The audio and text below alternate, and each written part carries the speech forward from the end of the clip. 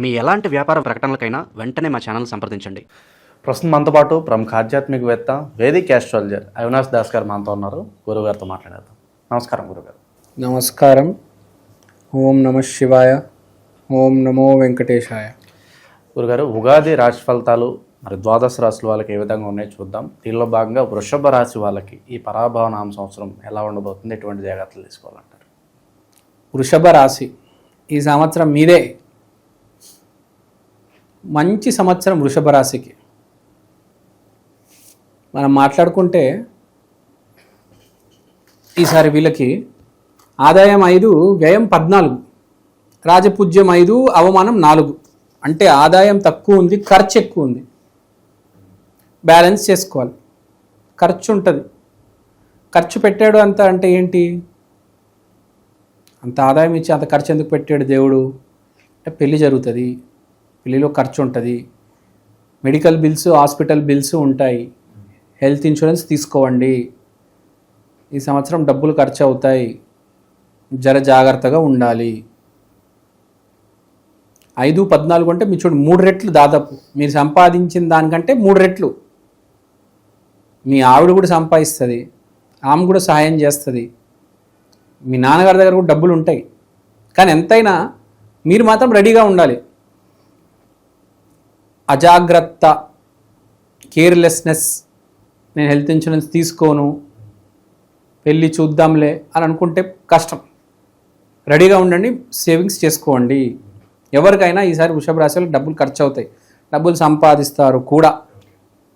ఈ సంవత్సరం బాగుంది. వృషభ రాశి వాళ్ళకి టర్నింగ్ పాయింట్ ఫిబ్రవరి 20 సాటర్న్ నెప్ట్యూన్ కంజంక్షన్ ఉంది. ఫిబ్రవరి 20 తారీఖు తర్వాత వృషభ రాశి వాళ్ళకి మంచి సమయం మొదలవ్వబోతుంది. వీళ్ళ ఆదాయ వ్యయాలు ఇవన్నీ ఏ విధంగా ఉన్నాయి గురుగారు? అవమానం, రాజ్యపూజ్యం, అవమానం ఇవన్నీ కూడా. రాజపూజ్యం 5, అవమానం 4.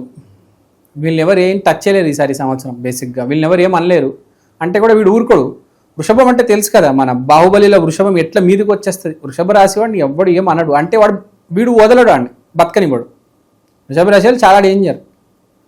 తెలుసు కదా వృషభం గురించి, అది ఎట్లా వస్తుంది, మీదకి వచ్చేస్తుంది, అది ఖర్చేస్తుంది, కొట్టేస్తుంది. 12 రాసుల్లో అసలు విపరీతమైన కోపం ఎవరికైనా ఉందంటే వృషభ రాశి వాళ్ళకి. ఎవరైనా ఏదైనా అస్సలు ఊరుకోడు, కొడతాడు.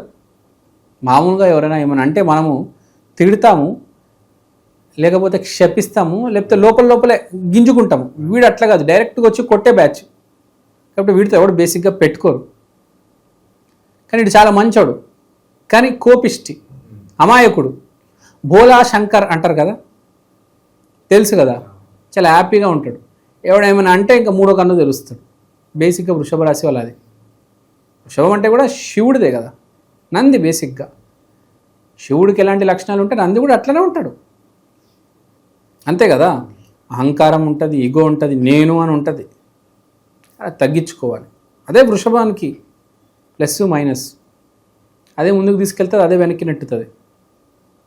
సో తర్వాత ఇప్పుడు వీళ్ళ గురించి మాట్లాడదాం. వీళ్ళకి రాహు 10వ ఇంట్లో, శని 11వ ఇంట్లో. సో వీళ్ళకి సరళ యోగము, విమల కీర్తి యోగం ఉంది ఈసారి. ముందు సరళ యోగం గురించి మాట్లాడదాం, తర్వాత విమల కీర్తి యోగం గురించి మాట్లాడదాం. సో ఫస్ట్ సరళ యోగం. సరళ యోగం అంటే ఏంటి? పని అవుతుంది, అనుకున్న పని అవుతుంది. ఈసారి తూచా తప్పకుండా అనుకున్న పని అవుతుంది, కానీ కొంచెం ఇబ్బంది పెడతాడు దేవుడు, కానీ మీ పని అవుతుంది. సో మీరు అనుకున్న పనులన్నీ అవుతాయి. No need to worry. దీనికంటే పెద్ద శుభవార్త లేదు. Congratulations, you are very lucky వృషభ రాశి. తర్వాత విమల కీర్తి యోగం. విమల కీర్తి యోగం అంటే ఏంటి? పేరు ప్రఖ్యాతి అనేది రావడం జరుగుతుంది. నీ సర్కిల్ ఎంత ఉందో దానిలో నీకు మంచి పేరు ప్రఖ్యాతి అనేది వస్తుంది. నువ్వు ఇన్స్టాగ్రామర్, ఇన్ఫ్లుయెన్సర్ అవ్వచ్చు, యూట్యూబర్ అవ్వచ్చు, లేకపోతే మీ ఆఫీస్లో ఒకడ అవ్వచ్చు. నీ స్థాయిలో, నీ సర్కిల్లో నీకు పేరు రావడం అనేది జరుగుతుంది. No doubt. కాలర్ ఎగరేస్తావు, జనాలు చూసి షాక్ అవుతారు. అరే వీడేంట్రా ఇంత అందమైన అమ్మాయిని పెళ్లి చేసుకున్నాడు, మనకి యావరేజ్ అమ్మాయి కూడా పడట్లేదు, ఈడు ఏకంగా పెళ్ళే చేసేసుకున్నాడు, ఇంద్రేడు అదృష్టం ఇలా ఉంది అని కుళ్ళుకుంటారు. తర్వాత జాబ్ గ్యారంటీ 100% జాబ్ వస్తుంది వృషభ రాశి వాళ్ళకి. తర్వాత ఆరోగ్యం గురించి మాట్లాడాలండి. అసలు స్టన్ అయిపోతారు మీరు. తెలియకుండా మీకు అనుకోకుండానే మీ ఆరోగ్యం అనేది ఇంప్రూవ్ అవుతుంది. మీరు విపరీతమైన ఎక్స్ట్రీమ్ డైట్లోకి వచ్చేస్తారు.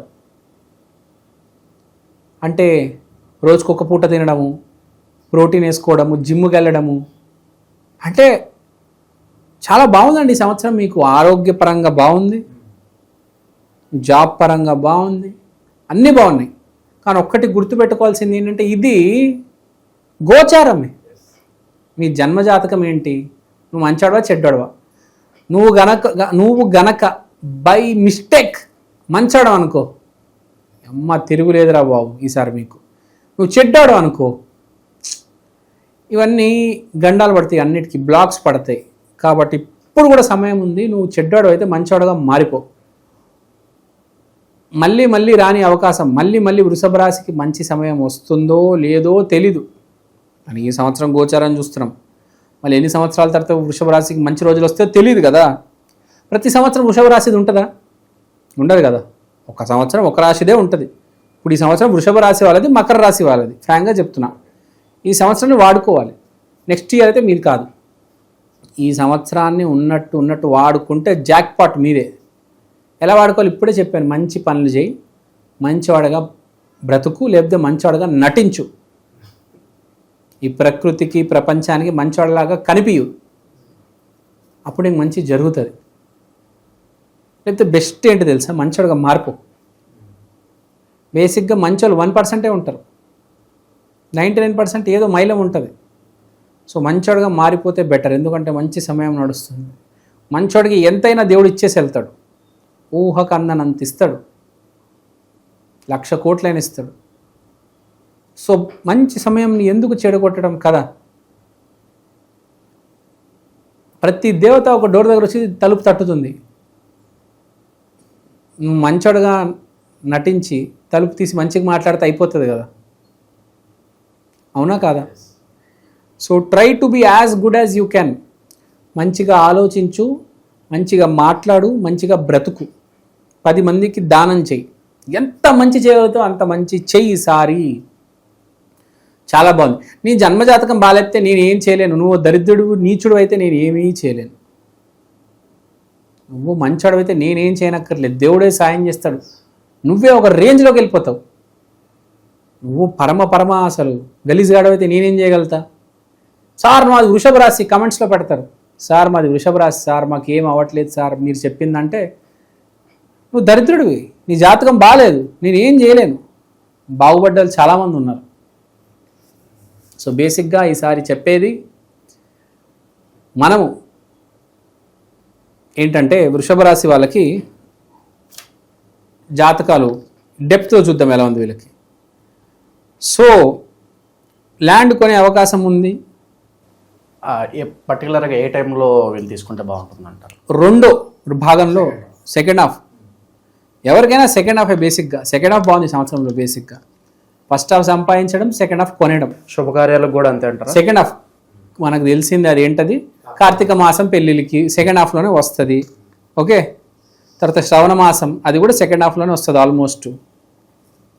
సో సెకండ్ హాఫ్ చాలా బాగుంది. భూమి కొనే అవకాశం ఉంది. వ్యాపారం పెడితే చాలా బాగా నడుస్తుంది. పేరు ప్రఖ్యాతి వస్తుంది వ్యాపారానికి. ఫుడ్ బిజినెస్ పెడతారా వీడి దగ్గర ఇడ్లీ బాగుంటుందిరా అని పేరు వస్తుంది. అరే వాడి దగ్గర బిర్యానీ బాగుంటుందిరా పేరు వస్తుంది. పెట్టే వ్యాపారానికి పేరు వస్తుంది. తర్వాత పెళ్లి చేసుకున్న వాళ్ళకి మంచి కట్నం వస్తుంది. ఫాదర్ సైడ్ నుంచి కూడా డబ్బులు వస్తాయి. ఎమోషనల్గా అయితే అసలు గాల్లో ఉంటాడు మనిషి సంవత్సరం. నేను హై ఇన్ కాన్ఫిడెన్స్, విపరీతమైన కాన్ఫిడెన్స్, పిచ్చి ఎక్కుతుంది నెత్తిలో రోజు. అసలు మీరే చెప్పండి, డబ్బు ఉంది, అందమైన భార్య వచ్చింది, ఏ రేంజ్లో వాడికి మెంటల్ వస్తుంది, పిచ్చోడైపోతాడు కదా. ఎవరు ఆపలేరు. గాల్లో తేలుతాడు ఇంకాడు. గాల్లో తేలే సంవత్సరం ఇది. చాలా మంచి సంవత్సరం అండి వృషభ రాశి వాళ్ళకి. ఒక్కటి ఈ అన్నిటికి ఒకటే, నువ్వు మంచివాడుగా మారితే చాలు. కనీసం ఒక 50%, ఒక 10% మారినా చాలు. తర్వాత శివగ్రహం ప్లూటో 9వ ఇంట్లో ఉంది అంటే ఇదంతా కారణం ఏంటంటే దేవుడే. దేవుడు ఆశీర్వాదం ఉంది తమ్ముడు నీకు. శివయ్య ఆశీర్వాదం ఉంది ఈ సంవత్సరం. శివయ్య మెయిన్గా పార్వతీదేవి ఆశీర్వాదం ఉంది. శివ పార్వతులు ఇద్దరు ఆశీర్వాదం ఉంది.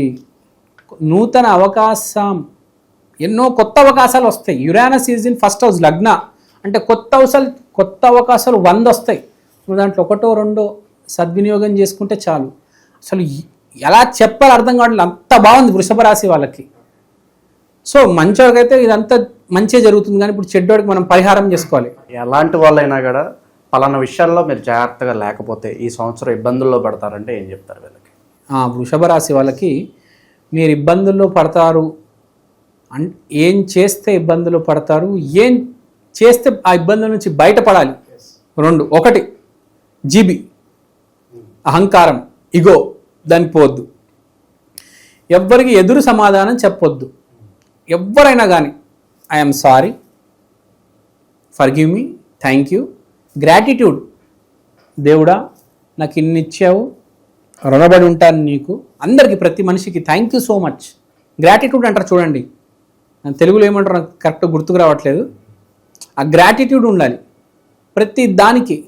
నాకు జాబ్ ఇచ్చాడు దేవుడు, నాకు యూట్యూబ్ ఛానల్ ఇచ్చాడు, అది సక్సెస్ఫుల్గా నడుస్తుంది, నాకు ఫ్రెండ్స్ ఇచ్చాడు. ఆ ఫ్రెండ్స్కి ప్రతి మనిషికి థ్యాంక్ యూ చెప్పడం, ఏదో ఒకటి వాళ్ళకి ఇవ్వడం. ఏ స్వీట్ బాక్స్ కావచ్చు, ఏ ఫుడ్ ఐటమ్స్ కావచ్చు, ఏదో ఒకటి వాళ్ళకి ఇవ్వడం. సో బేసిక్గా ఏదో ఒకటి ఇస్తూ ఉంటే బాగుంటుంది. తర్వాత మనం మాట్లాడేది ఇప్పుడు ఏమి చేయాలి అంటే రెమెడీస్. బిగ్గెస్ట్ రెమెడీ వీళ్ళకి ఏంటంటే గ్రాటిట్యూడ్, కృతజ్ఞతాభావం. బాగా చెప్పారు. ఎంత కృతజ్ఞత భావం ఉంటే అంత బాగుంటుంది. సో తర్వాత మన దైవికమైన రెమెడీస్ కూడా చెప్పాలి. వృషభ రాశి కాబట్టి నంది అంటే శివుడి దగ్గరికి వెళ్ళిపోవాలి. శివయ్య దగ్గరికి వెళ్ళిపోవండి, దేవుడు ఆశీర్వాదం తీసుకోండి. ప్రతి సోమవారం మీరు శివయ్య దగ్గరికి వెళ్ళాలి. అది కాకుండా శుక్రవారం రోజు రాధాకృష్ణ టెంపుల్కి కూడా వెళ్ళండి. అలా అని చెప్పేసి దేవుడి దగ్గరికి వెళ్ళడం అది ఒకటే కాదు పరిహారం. పేదవాడికి సాయం కూడా చేయాలి. రోడ్డు మీద ఎవరితో పడను ముందు వాడికి మనం సాయం చేయాలి, తర్వాత దేవుడి దగ్గరికి వెళ్ళాలి. లేనివాడికి డబ్బులు ఇవ్వండి, తర్వాత దేవుడు కదా. నువ్వు 10 మందికి సాయం చేస్తే దేవుడు నీకు సాయం చేస్తాడు. చాలామంది నాకు చెప్పుకుంటారు, గుళ్ళు గోపురాలకు వెళ్ళాను, అదేదో కాశీకి వెళ్ళాను, అరుణాచలంకి వెళ్ళాను, 1,00,000 రూపాయలు ఖర్చు అయింది అంటారు. సరే 1,00,000 రూపాయలు ఖర్చు అయింది తప్పులేదు. నువ్వు పేదవాడికి 10,000 ఇచ్చావా? ఇవ్వరు. పుణ్యక్షేత్రాలకు ఎంతైనా ఖర్చు పెడతారు, పేదవాడికి 10,000 ఇస్తారు, ఇవ్వరు. అనాథాశ్రమంకి వెళ్ళాలి, ఆర్ఫనేజెస్కి వెళ్ళాలి, అక్కడ 50,000 ఇవ్వాలి. తర్వాత నీకు నువ్వు 1,00,000 రూపాయలు పెట్టుకో, తప్పులేదు. నువ్వు దేవుడికి ఎంత పెడుతున్నావో పేదవాళ్ళకి కూడా అంత పెట్టు. Okay, so this is also very important point for వృషభ రాశి. ఒక చేత్తో తీసుకుంటున్నావు కదా, ఒక చేత్తో ఇవ్వాలి కూడా. ఎంత తీసుకుంటున్నావో అంత ఇవ్వు, అది గుర్తుపెట్టుకో. బేసిక్గా చాలా ఇంపార్టెంట్ పాయింట్ ఇది. దేవుడిని చాలామంది చాలా ఖర్చు పెట్టేస్తారు, దానివల్ల ఏం యూజ్ ఉండదు. అక్కడ పెట్టాలి, ఇక్కడ పెట్టాలి కదా. నువ్వు దేవుడు గుడికి వెళ్ళావు, బయట యాచకులు ఉంటారు, వాళ్ళకు ఇవ్వాలి కదా. దేవుడు గుడికి వెళ్ళావు, అన్నదానం చేయాలి అక్కడ కదా. నేను 5 స్టార్ హోటల్లో ఉన్నాను, నేను ఫ్లైట్లో వెళ్ళడం కాదు, అక్కడ వెళ్ళి అన్నదానం చేయించాలి. అది కూడా చాలా ఇంపార్టెంట్. తప్పులేదు, నువ్వు 5 స్టార్ హోటల్లో ఉండు, ఫ్లైట్లో వెళ్ళు, నేనేం కాదనట్లేదు. అన్నదానం చేయించాలి, యాచకులు 10 మందికి బట్టలు పెట్టాలి. పేదవాళ్ళకి ఎంత చేయగలిగితే అంత చేయాలండి, అది గుర్తుపెట్టుకోవాలి. నువ్వు పేదవాడికి ఎంత చేస్తే దేవుడు నీకు అంత చేస్తాడు. ఇవాళ హైదరాబాద్లో నాకు తెలిసి ఒక నెలకు ₹1,00,00,000 పైన సంపాదించేది 1000 మందే ఉన్నారు అంతే. ఎందుకు? వాళ్ళు చేయగలుగుతున్నాడు సేవ సొసైటీకి. ఎంత చేయగలిగితే అంత దేవుడు ఇస్తాడు, అది.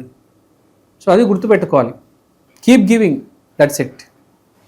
ఓవరాల్గా ఈ వృషభ రాశి వాళ్ళ పరిస్థితి ఈ నూతన సంవత్సరం ఏ విధంగా ఉంటుందో మంచి విశ్లేషణ అందించారు. ధన్యవాదాలు.